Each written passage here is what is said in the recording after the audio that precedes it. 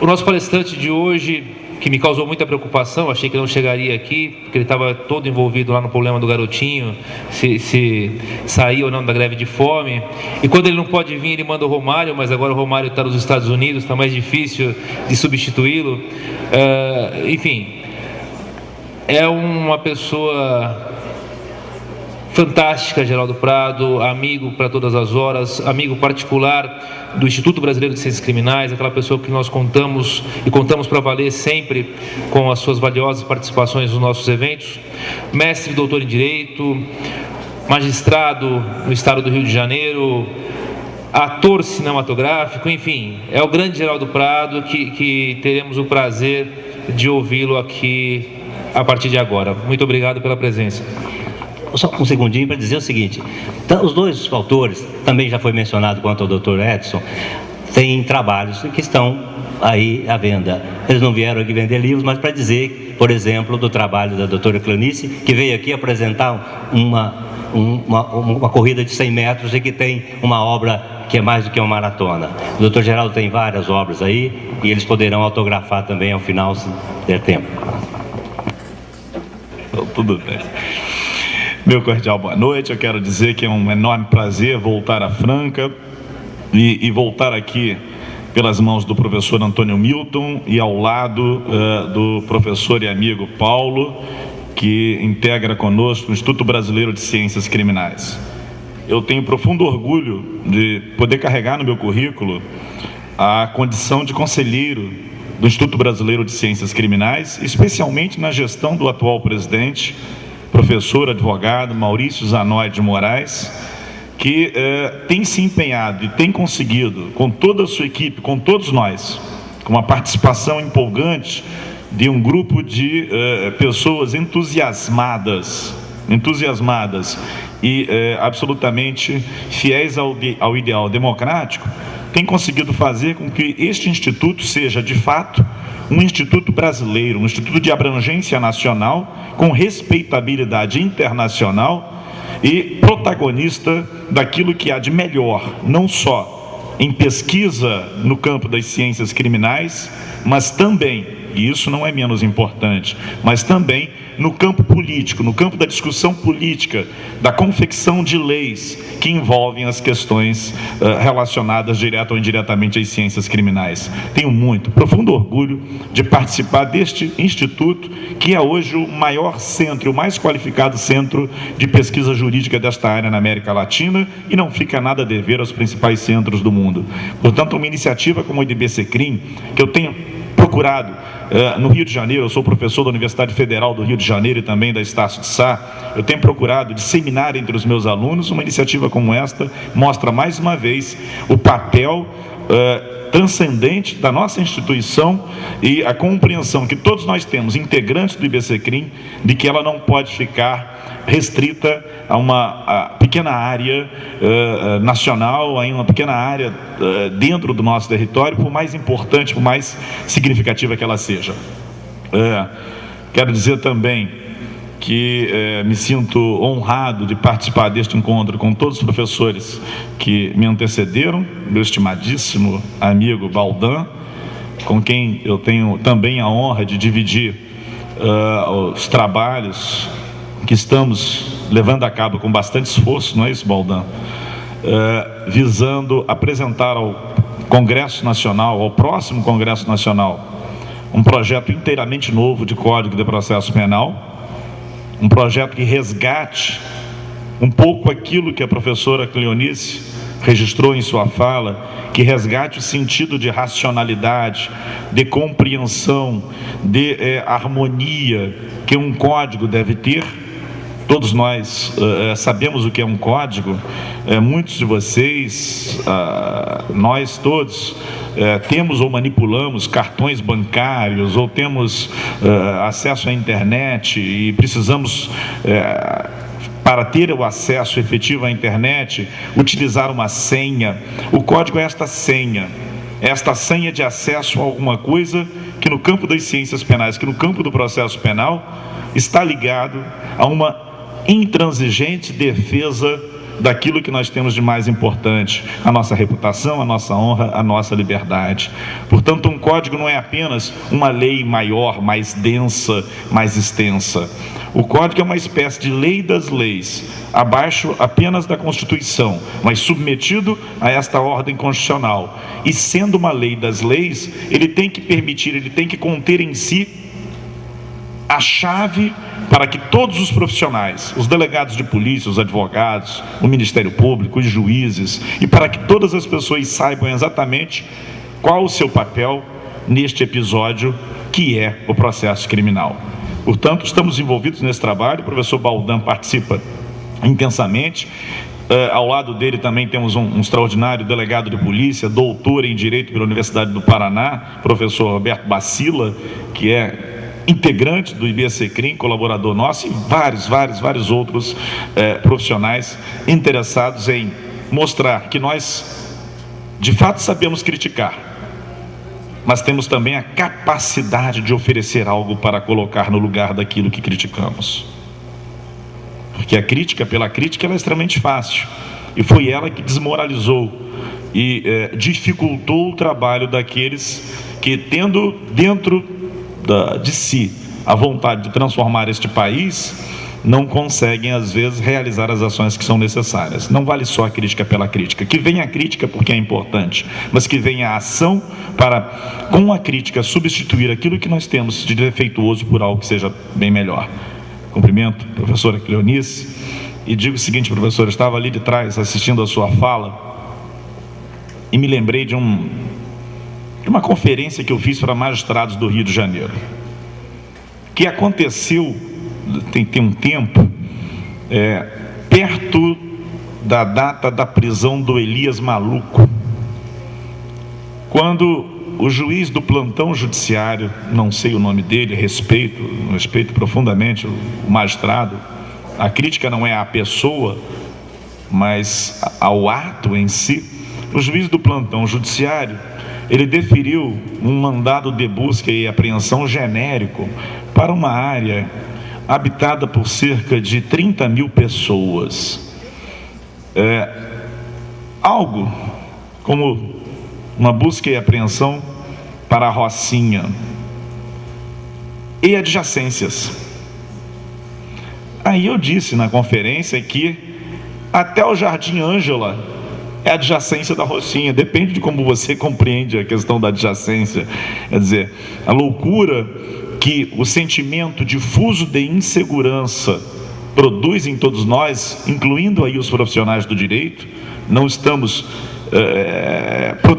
totalmente protegidos contra isso, faz com que muitas vezes nós acabemos produzindo decisões que, mais do que contrárias à Constituição e ao bom senso, são contrárias à própria saúde desta democracia ainda frágil, ainda nascente, em um país que tem 500 anos, Então, tudo aquilo que a senhora disse, até o ponto em que eu fiquei, eu recebi como sendo extremamente, não só útil e necessário para um futuro profissional do processo penal, mas principalmente para um cidadão.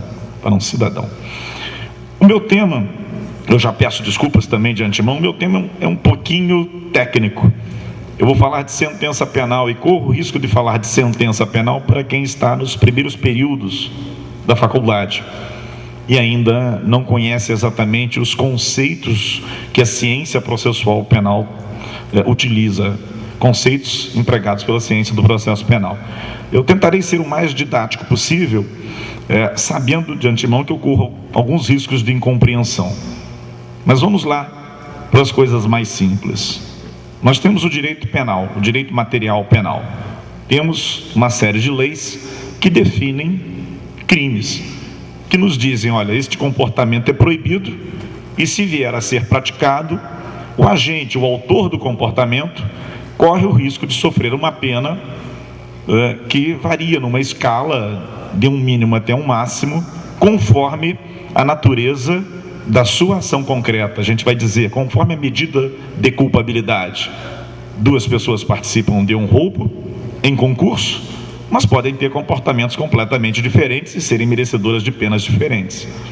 eu sou juiz criminal há 18, quase 19 anos, e vi isso, né? Vejo isso com frequência. Vi num caso, na época em que eu era juiz em Niterói, em que dois assaltantes entraram num apartamento. Havia uma moça com uma criança, a sua filha, com 1 ano de idade, e a babá, surpreendidos, os dois sujeitos armados, e um deles ficou encarregado de ficar com as vítimas na sala, enquanto o outro recolhia os bens no quarto. E a criança começou a chorar, chorava, e era um apartamento alto, num prédio, esse apartamento situado num pavimento bastante alto, e a criança não parava de chorar, e o assaltante que estava na sala começou a se irritar, até que ele colocou a arma na cabeça da mãe, fez a mãe andar com a criança até perto da janela e disse: ou a criança para de chorar, ou eu estouro a sua cabeça, ou eu jogo essa criança lá embaixo. Nessa hora, o outro assaltante se aproxima e coloca a arma no seu colega, encosta a arma no seu colega e diz: olha, você está nervoso, vamos fazer o seguinte, eu tomo conta da mãe e você cuida de recolher as coisas. Aí o outro assaltante não tinha muito como argumentar, foi para o quarto. Esse que ficou na sala guardou a arma.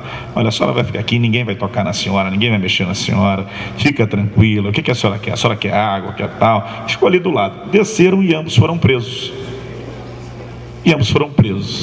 A pena para eles varia de 5 anos e 4 meses a 15 anos de reclusão. É evidente que eles não vão poder sofrer a mesma pena.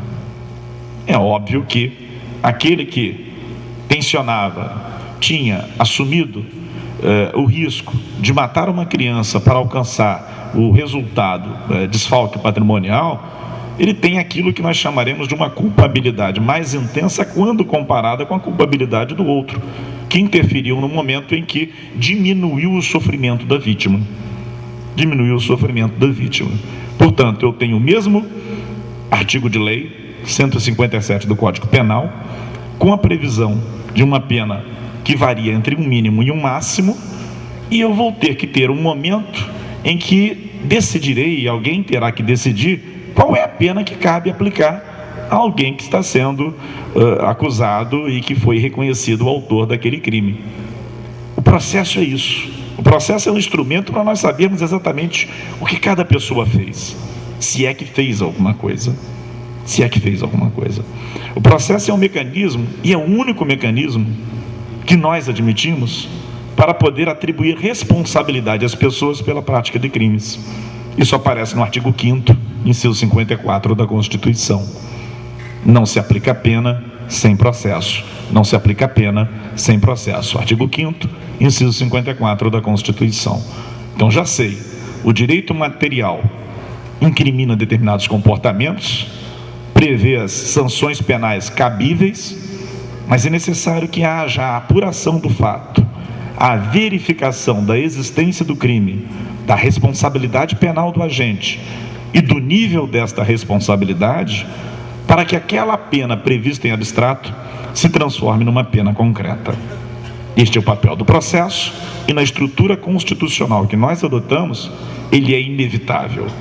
Mesmo que um agente tenha cometido um crime e meses depois se arrependa e se dirige à autoridade policial dizendo: olha, delegado, eu sou o pior sujeito da face da terra, tenho mãe e odeio a minha mãe, sou um criminoso nato, já cometi todo tipo de crimes e agora eu venho confessar todos eles e quero sofrer a pena máxima.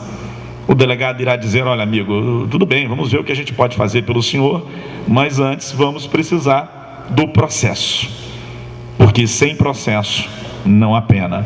Então essa é a nossa estrutura. E aí algumas coisas ficam bastante claras. A primeira delas, a professora Cleonice ressaltou o tempo todo durante a sua fala, é que processo não é instrumento de consulta jurídica para que o juiz diga, em tese, se determinado comportamento é crime ou não. No processo penal, o que eu tenho é a apuração de um fato. Afirma-se que um determinado fato, um fato concreto foi praticado, e as duas partes do processo, o autor e o réu, irão desenvolver atividades processuais, comportamentos processuais, destinados a esclarecer isso. O autor, nos crimes de ação pública, o Ministério Público, o autor vai tentar provar que o réu praticou o crime, que ele é responsável, em que medida ele é responsável. O réu irá se defender e irá tentar diminuir ou excluir toda a sua responsabilidade. Mas esse conflito, esse duelo que marca o processo e que é necessário, que é indispensável, ele se dá em torno de alguma coisa que é concreta, de um pedaço da realidade que o autor da ação penal, que o Ministério Público diz que existe. No dia 12 de março, às tantas horas, em frente à Unesp, a sede da Faculdade de Direito da Unesp, fulano de tal, réu do processo, usando arma de fogo, subtraiu o carro da vítima Beltrano. Portanto, o processo não é instrumento de consulta teórica. O processo é um instrumento de apuração de fatos. E ele precisa estar ajustado para isso. Como todo instrumento, ele só será eficiente se ele for compatível com o objetivo do processo. Mas aí entra uma pergunta anterior: e qual é o objetivo do processo? Parece fácil, né? O objetivo do processo tem a ver com isso aí que você disse, com a sua natureza instrumental. O objetivo do processo é saber se o sujeito praticou um crime. Calma, isso é alguma coisa que dentro do processo efetivamente ocorre, ou deve ocorrer, apurar se um crime foi praticado ou não. Mas nós chegamos aqui, estamos nesse auditório maravilhoso, em condições confortáveis, etc., depois de uma longa história em que pessoas foram praticando crimes. Mas não eram chamados de crimes, não interessa. Comportamentos que causam sofrimento às outras pessoas.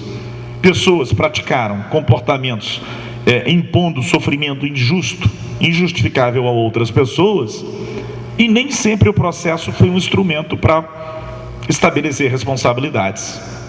Aliás, também foi falado aqui pela professora Cleonice, no que toca a um tipo de crime que nós chamaremos de infração de menor potencial ofensivo, no que toca às infrações de menor potencial ofensivo, por força da própria Constituição, artigo 98, inciso 1, e por força da lei dos juizados especiais criminais, no que diz respeito exclusivamente a estas infrações, esses crimes menores, crimes de menor gravidade, será possível estabelecer uma responsabilidade sem apurar se aquele acusado praticou ou não o fato, e será possível estabelecer esta responsabilidade sem impor pena, sem impor castigo. Essa lei 9.099, ela diz que o agressor poderá se entender com o agredido, poderão chegar a um acordo. Se for uma lesão corporal de natureza leve, pode ser um acordo civil, e isso é suficiente para que o processo penal ele desapareça, ele se torne desnecessário. Portanto, mesmo hoje, nós temos mecanismos para resolver problemas criminais que não estão ligados à apuração do crime e muito menos à aplicação da pena. Então, na história da civilização, especialmente da civilização ocidental, nós convivemos com muita coisa. E hoje nós temos o processo. A pergunta se responde da seguinte maneira: hoje nós temos o processo porque o processo é o meio de defesa da cidadania. Quando eu não tenho processo, eu não tenho limite ao poder de punir.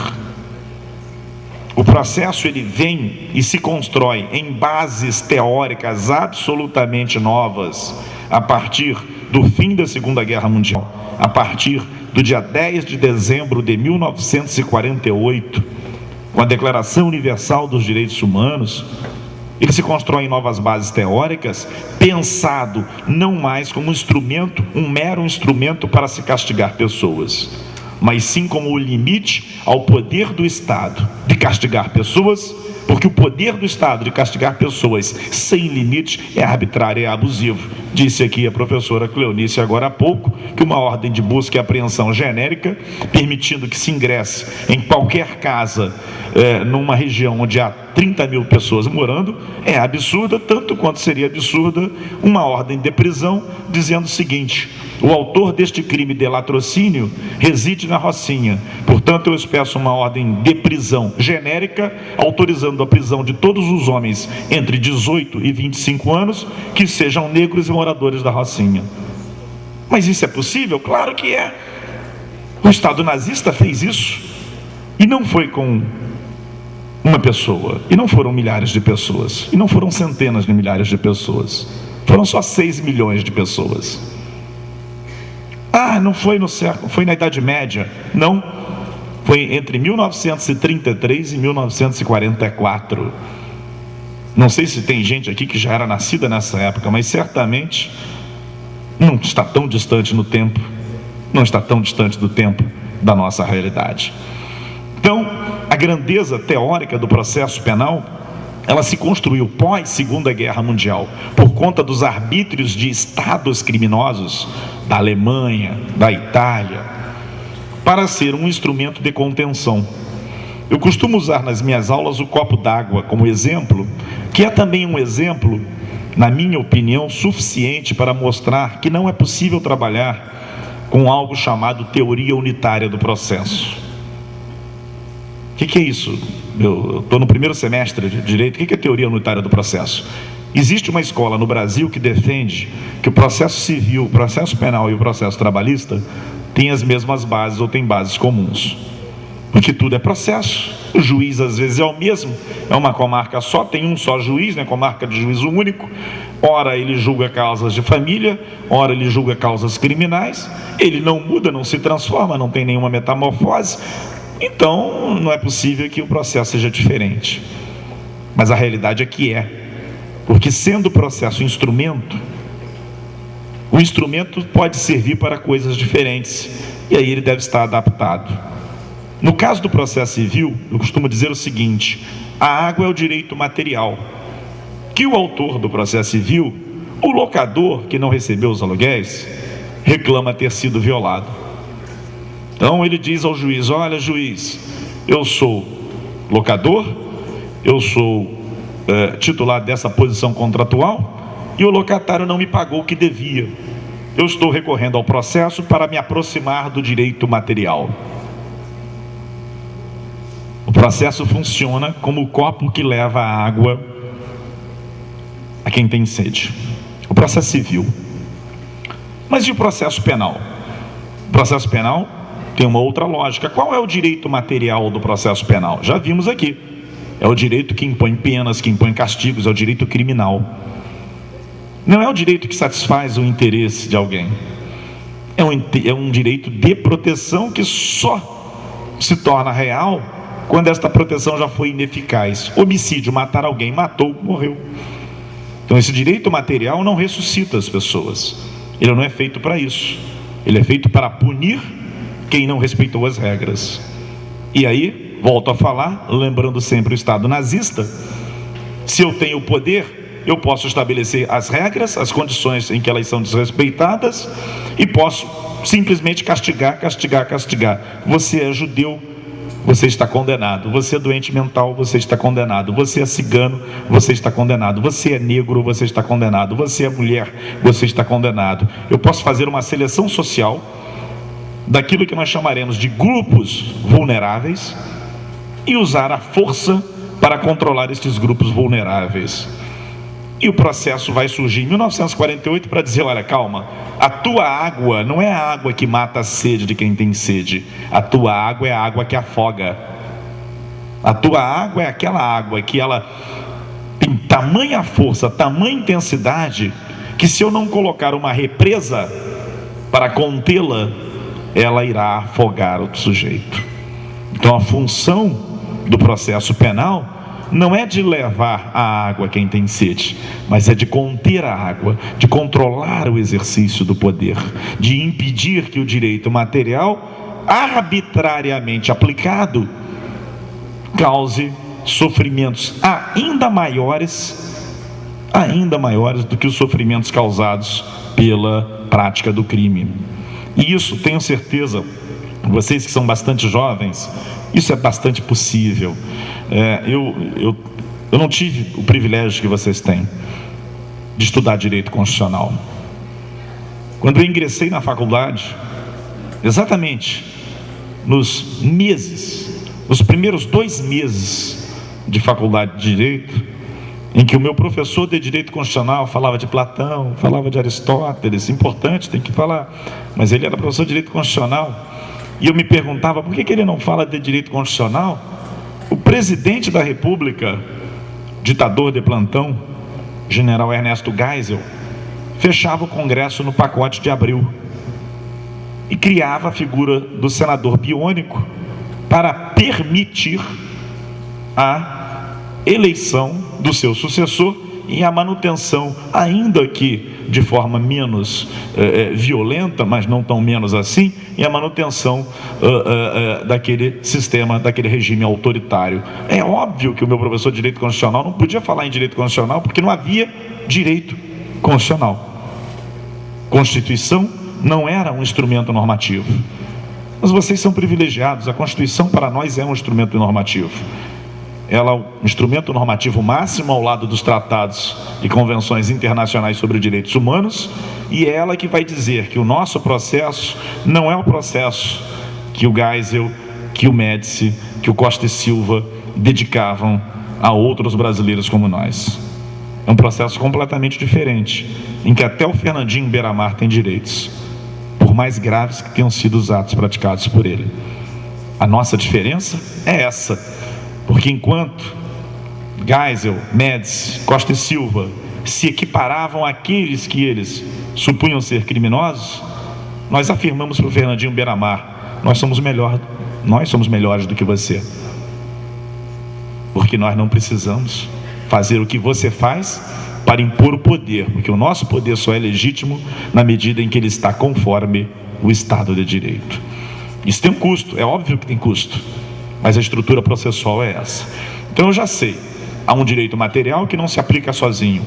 Eu tenho o processo que é um instrumento dele, porém esse processo tem uma função maior: impedir que o direito material saia massacrando o réu do processo, qualquer que seja ele, e com isso massacre a nossa incipiente democracia e a nossa incipiente república. Como é que esse processo se desenvolve? Já que não é para consultar o juiz, já que ele vai decidir um caso concreto, o que acontece? O que é importante dentro do processo? Obviamente, além de 2 partes, de um acusador e de um acusado, que estejam equilibrados dentro do processo. É importante que haja provas, porque se eu digo que o João matou José, eu tenho que ter provas de que o João matou José. E se o João diz que realmente matou, mas que não cometeu crime, porque estava em legítima defesa, eu tenho que ter provas de que ele estava em legítima defesa. Então o processo penal é um processo por excelência probatório. Eu tenho uma atividade probatória que é da essência do processo penal. E todo mundo então vai fazer a prova no processo. O acusador traz as testemunhas que confirmam a morte e afastam a possibilidade da legítima defesa. O defensor traz testemunhas que colocam em dúvida aquilo, ou então que demonstram que o réu agiu em legítima defesa. E chegamos ao final com a necessidade do juiz resolver aquilo. A sentença, este pronunciamento judicial, a sentença é o ato que encerrará este processo e ao mesmo tempo o ato em que nós iremos testar na prática tudo aquilo que eu acabei de falar. Então a tarefa do juiz é uma tarefa dura na sentença. Ele tem que contar para todos nós na sentença com palavras que exprimam não só o seu sentimento, sentença, o seu sentimento, mas principalmente o seu convencimento, comprovável, a partir de alguma coisa que possa ser comprovada, o que ele considera como sendo uma prova capaz de levá-lo a tomar a decisão que está tomando. Eu vou dar um exemplo de uma situação que lá no meu estado, no Rio de Janeiro, às vezes era comum e que eu tenho procurado fazer ver que não é uma boa situação. Acho que eu estou conseguindo, Antônio. Tinha lá um juiz no Rio de Janeiro que fez escola, e ele fazia o interrogatório do réu, tudo bem e tal, bem inquisitorial, né? Depois vinha ouvir as testemunhas. Aí a testemunha estava falando ali alguma coisa, e a testemunha fala, o processo penal brasileiro é coisa de maluco, né? Vocês viram, né? O filme Justiça, não precisa nem dizer, né? Aquela maluquice que a pessoa fala, o juiz ouve, depois dita, é uma coisa doida, né? Então estava acontecendo isso. Num determinado momento a vítima conta alguma coisa e o réu faz uma cara daquelas de dor de barriga, cara. Aí o juiz vira, no meio do termo de depoimento, que é o documento que registra o depoimento, no meio do termo de depoimento da vítima, ele diz: e na hora em que a vítima falou isso, o réu fez cara feia para ela. É de doer, né? O que pode ter passado na cabeça do réu nessa hora? Muita coisa, né? Que vítima mentirosa, ou se lembrou da situação dele, né? Difícil ali, ou estava realmente com dor de barriga, eu não sei. Porque os juízes, por mais que o modelo inquisitorial de processo penal brasileiro queira fazê-los iluminados e seres superiores, são seres humanos. Vocês serão juízes. E eu costumo dizer isso para os meus alunos, né?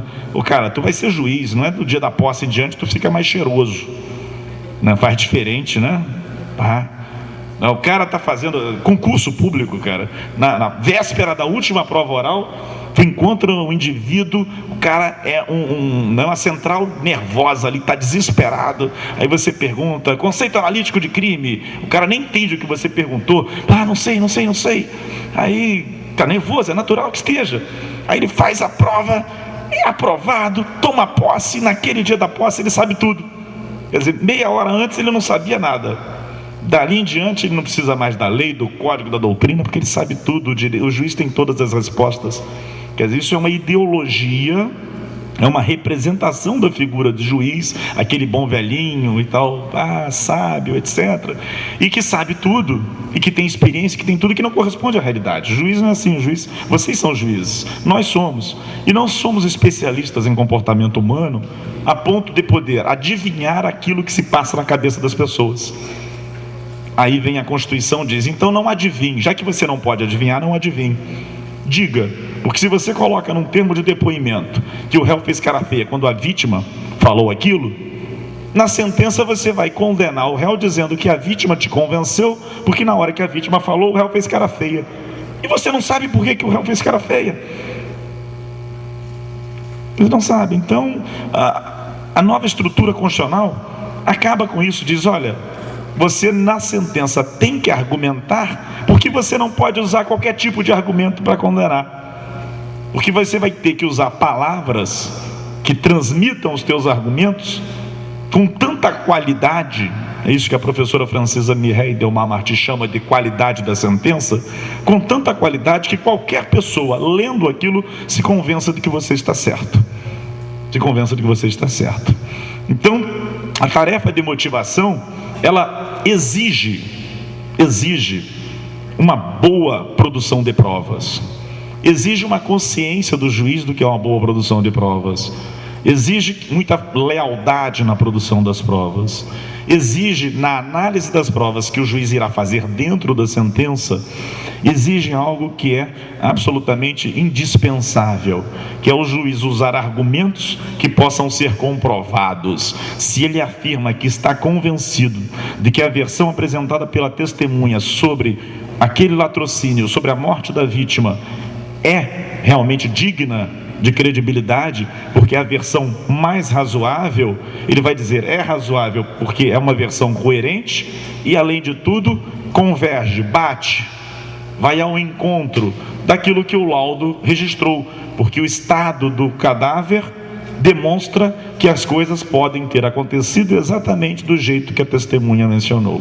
Então ele vai usar palavras que poderão ser controladas, porque aí no recurso a defesa irá dizer, não é assim, o laudo demonstra justamente o contrário, por isso e aquilo.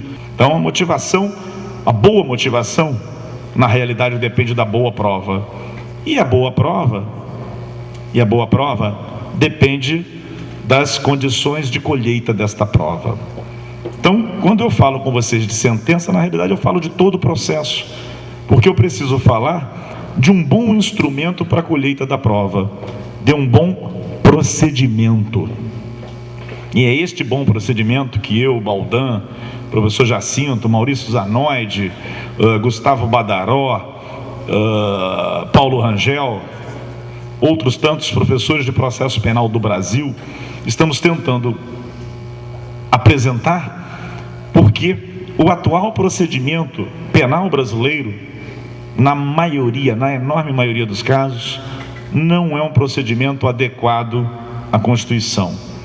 Não é um copo adequado à Constituição, não é um instrumento ajustado a estes fins. Vocês viram o filme, fica bem mais fácil explicar, e já caminhando para o fim da minha intervenção. Vocês viram o filme. O que acontece no filme, qualquer que seja o processo que vocês escolham ali, qualquer que seja o juiz, nós temos um dia do mês em que se ouve o réu. Então vai lá o juiz, Geraldo Prado, e ouve o réu naquele dia. Marca um outro dia e ouve as testemunhas que foram arroladas pela acusação. Dei sorte, sou titular, não estou de férias, sou eu mesmo. Ouço aquelas testemunhas. Marca-se um outro dia para ouvir as testemunhas arroladas pela defesa. Mas eu tenho direito às férias, porque eu também sou filho de Deus. Então eu saio de férias, vem outro juiz no meu lugar e ouve as testemunhas arroladas pela defesa. Acaba aquilo, sentença. Vocês viram alguma sentença? A única sentença que vocês viram no filme, as duas sentenças que vocês viram no filme, eram documentos escritos que foram lidos para os acusados. Um na delegacia de polícia e outro em um cartório judicial. Porque a enorme maioria das sentenças do processo penal, essa enorme maioria não é proferida oralmente. É diferente do processo americano, que a gente vê o filme, né? Aí o juiz termina o julgamento e diz condenado, absolvido. Não, as sentenças são documentos no processo penal brasileiro que vem depois, como quase como se o seu prolator tivesse um pouquinho de vergonha daquilo que ele está fazendo. Quase como clandestinas. Não é assim, a gente sabe que não é. É assim pela estrutura, não é essa a motivação.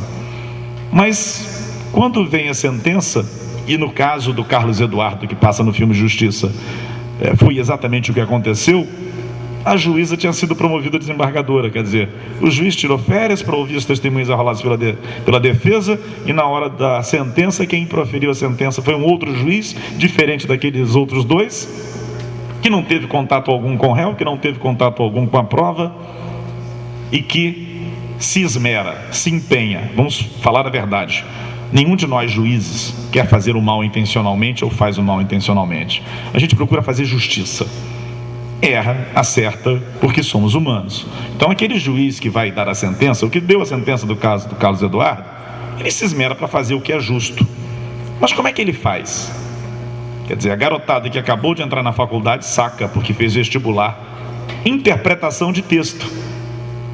Ele pega uma série de folhas de papel contendo a declaração de pessoas que ele nunca viu na vida e começa a interpretar texto. Eu fui num show do Oswaldo Montenegro, não sei se é verdade ou se é mentira, mas o Oswaldo disse que uma vez foi fazer vestibular, deve ser mentira, né? Foi fazer vestibular e caiu lá a interpretação de texto, a interpretação de um texto de uma música dele. Ele tirou 7. Tirou 7. O que é interpretação de texto? Interpretação de texto é complicada. Então, um processo que está fundado na interpretação de texto tem todas as condições para dar errado. Só dá certo por sorte.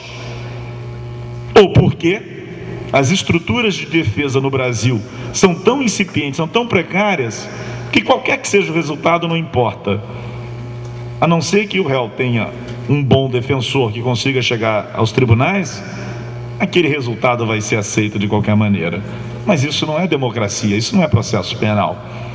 Então, a ideia é que para que se tenha uma sentença adequada, o procedimento que se ajuste a esta sentença é um procedimento que vincula o juiz que colheu a prova a tarefa de decidir.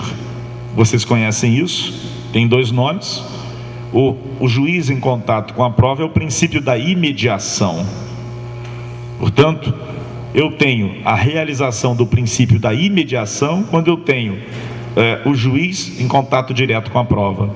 E tenho o princípio da identidade física do juiz, quando eu tenho para o juiz que colheu a prova o dever, a obrigação dele proferir sentença.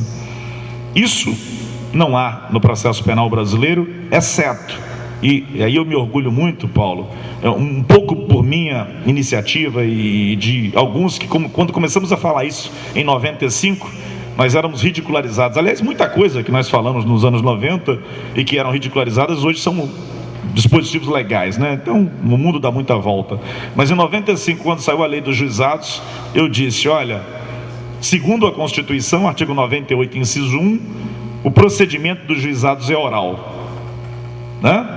Procedimento oral e sumaríssimo. Se é oral, nos juizados vigora o princípio da identidade física do juiz. Porque não é oral porque todo mundo fala. A oralidade, quer dizer, aquela coisa, né, aquela concepção bem tacanha. Não, é escrito porque está escrito, é oral porque é falado. Pelo amor de Deus, né?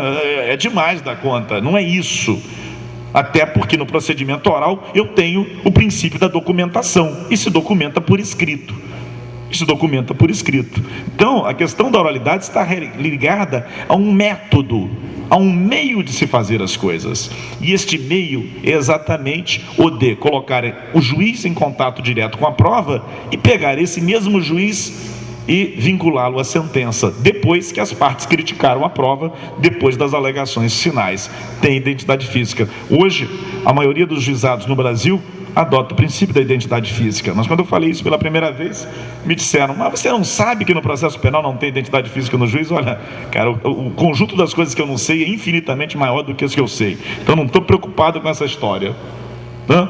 E a gente começa a mudar. O que eu quero dizer para vocês?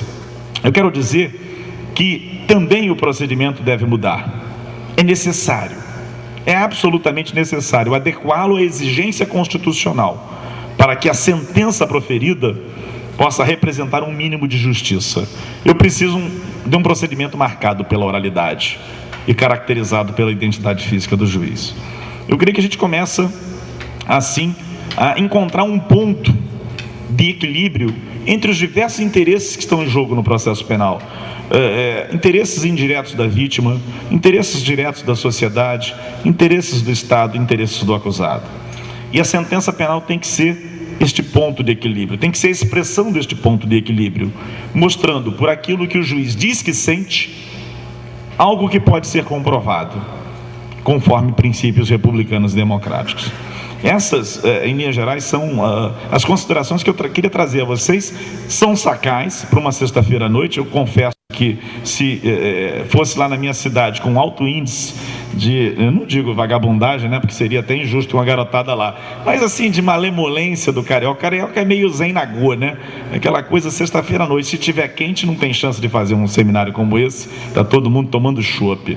Mas com essa enorme paciência de vocês, a gente está trazendo e plantando sementes, para dizer que nem tudo é hoje como foi ontem, e não precisa ser amanhã como está aqui hoje. Vocês têm um privilégio que eu não tive, de estudar o direito civil, administrativo, tributário, penal à luz da Constituição.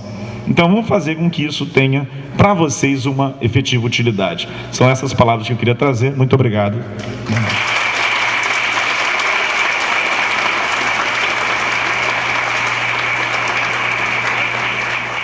Portal Trinolex tem a honra de estar entrevistando hoje a doutora Cleonice Valentim Bastos Pitombo, que ministrou agora há pouco a palestra sobre busca e apreensão, e o doutor Geraldo Prado, que ministrou sobre sentença penal.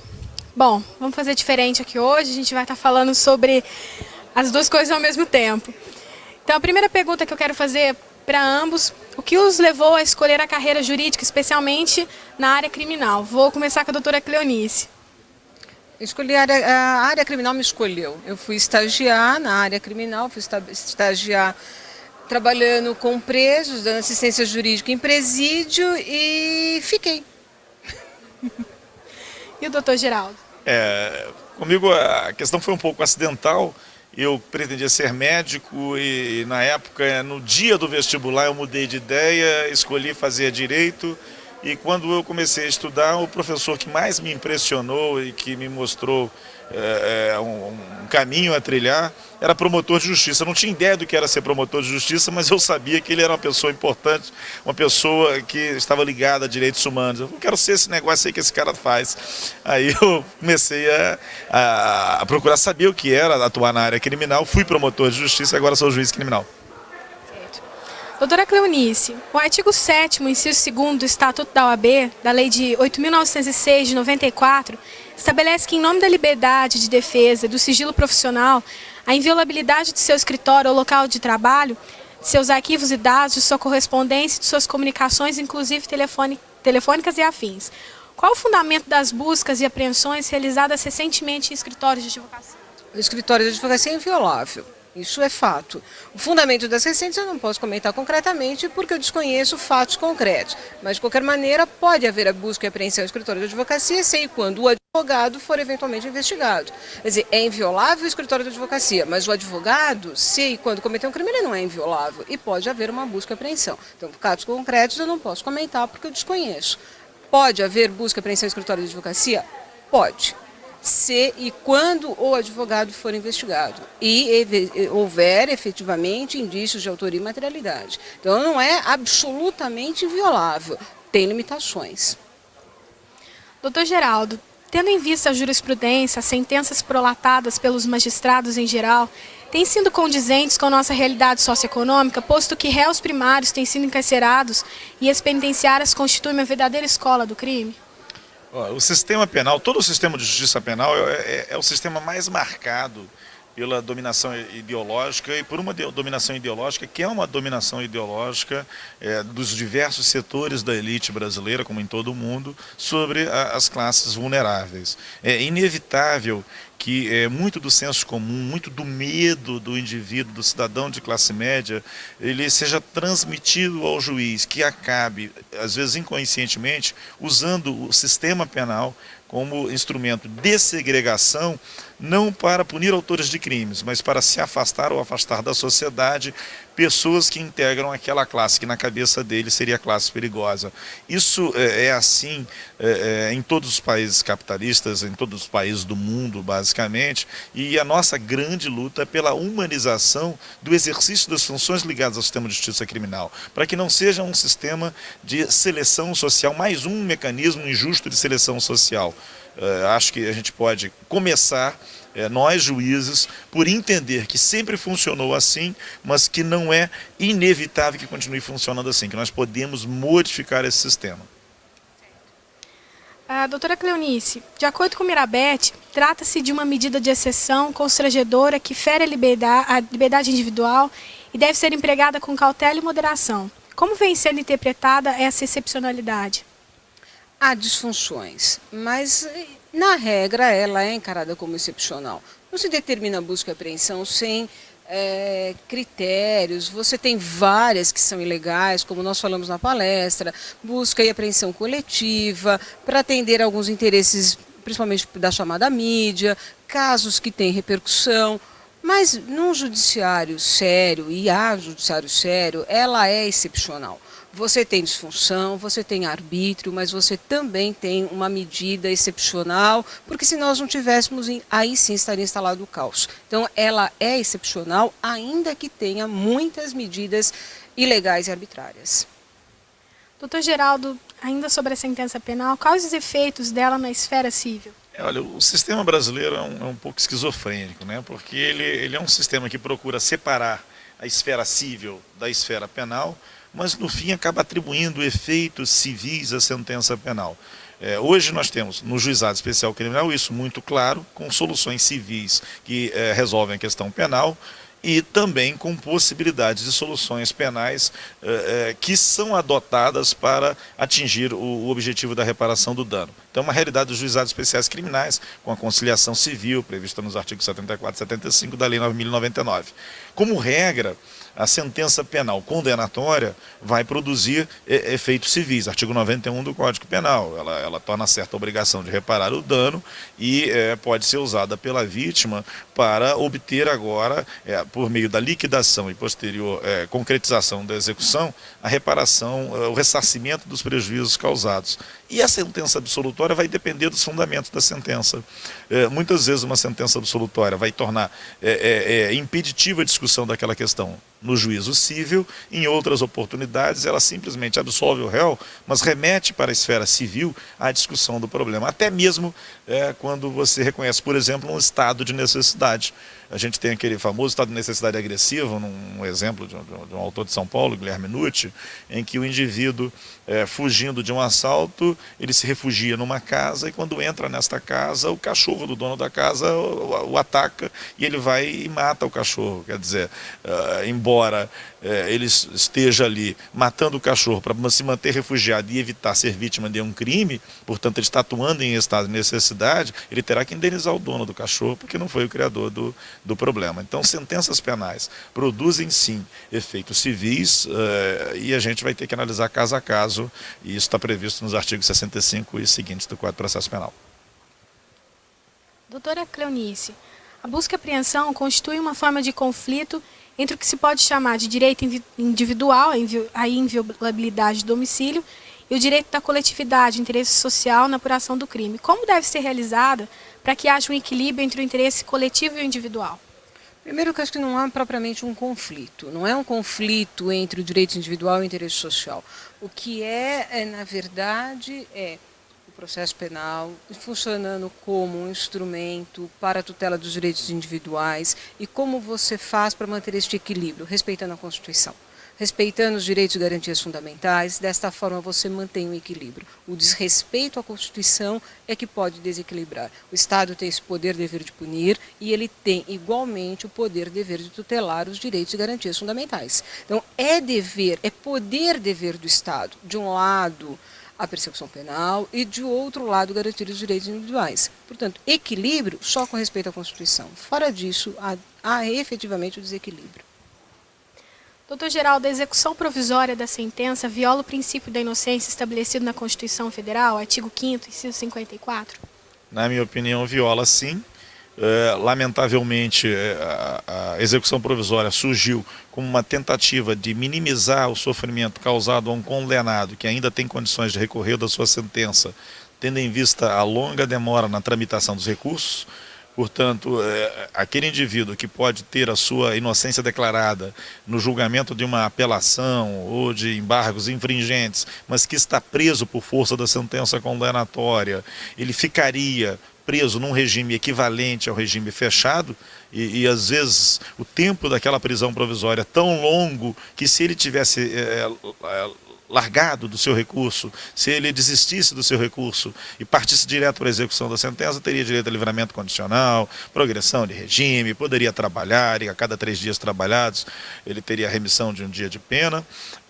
Colocou para a jurisprudência a necessidade de adotar esse esquema. Eu vejo isso, e nesse ponto eu concordo plenamente com a professora Ada Grenova, eu vejo isso como uma tentativa de resolver um problema criando outro, porque na realidade o que nós temos aqui, em primeiro lugar, compreender o caráter excepcional da prisão cautelar, inclusive da prisão cautelar que decorre de uma sentença condenatória. Não devemos nos deixar intimidar por esse movimento de opinião publicado, de opinião pública que tenta cancelar a validade da presunção de inocência, porque a cada situação de maior repercussão, há todo um movimento no sentido de minimizar os efeitos da presunção de inocência. Em segundo lugar, quer dizer, além de dar maior celeridade à questão dos recursos e compreender o caráter excepcional da prisão cautelar, entender que se um réu é condenado, se há uma condenação a uma pena privativa de liberdade que admita que o acusado tem senso de responsabilidade pessoal, tem autodisciplina e, portanto, o trânsito em julgado daquela sentença permitiria a ele sair para trabalhar e voltar para dormir na cadeia, não tem o menor sentido manter a prisão processual. Quer dizer, mantém-se a prisão de um indivíduo que, se transitado em julgado daquela condenação, ele vai imediatamente passar para um regime que é muito mais brando que o da prisão cautelar. Então tem que dar liberdade provisória a esse indivíduo, tem que ter mais técnica na administração da prisão provisória. Para finalizar, Eu pergunto aos senhores qual a mensagem que deixariam aos internautas, que é composto por estudantes, juristas recém-formados, por exemplo, do portal trinolex.com. Estudem sempre. Direito é muito difícil, tem que estudar. Respeitem especialmente os menos favorecidos. Respeitem o seu adversário sempre, na advocacia em especial. Nunca subestime o seu adversário, o seu advogado. Respeitem o juiz, mas não submeta-se a ele. Respeite o Ministério Público, mas somos todos profissionais do direito. E só respeitando todos é que você efetivamente obterá o respeito que você quer. Você não exigirá respeito, você dará e terá, com estudo e seriedade. É a única forma. Obrigado, senhor. Eu concordo aí com tudo que a Cleonice disse. Eu diria o seguinte: se divirta muito enquanto estiver na faculdade, beba, namore, saia, mas não se esqueça que a faculdade é um espaço técnico, que se você não estudar, se você não estiver aqui aproveitando esse espaço técnico, você não vai a lugar nenhum. Se imagine na posição de um médico que passa o tempo todo na faculdade de medicina sem se preparar. Você confiaria nesse médico? Por que as pessoas irão confiar num profissional do direito que não se preparou? Portanto, dá para fazer tudo, tudo tem seu tempo. Tem o tempo da diversão, tem o tempo do prazer, tem o tempo da disciplina, tem o tempo do estudo. E principalmente, nos tempos atuais, é chegada a hora da ética também. Como disse a Cleonice, a ética não pode ser só para o inglês, só para o outro. A ética tem que ser para a gente. Coloque em questão a cola. Coloque em questão aquele ditado: quem não cola não sai da escola. Vê se isso realmente é ético. Vê se é justo você estar fazendo uma faculdade de direito e pensar numa forma de fraudar princípios éticos para chegar ao fim de alguma coisa. Eu acho que é um recado que eu deixo exatamente porque eu amo os estudantes, eu amo minha profissão de professor e por querer muito bem todos vocês, por querer muito bem o Brasil, acho que a gente não pode esconder as coisas e deixar de tocar nos pontos delicados. Basicamente é isso. Trinolex agradece e a gente encerra por aqui.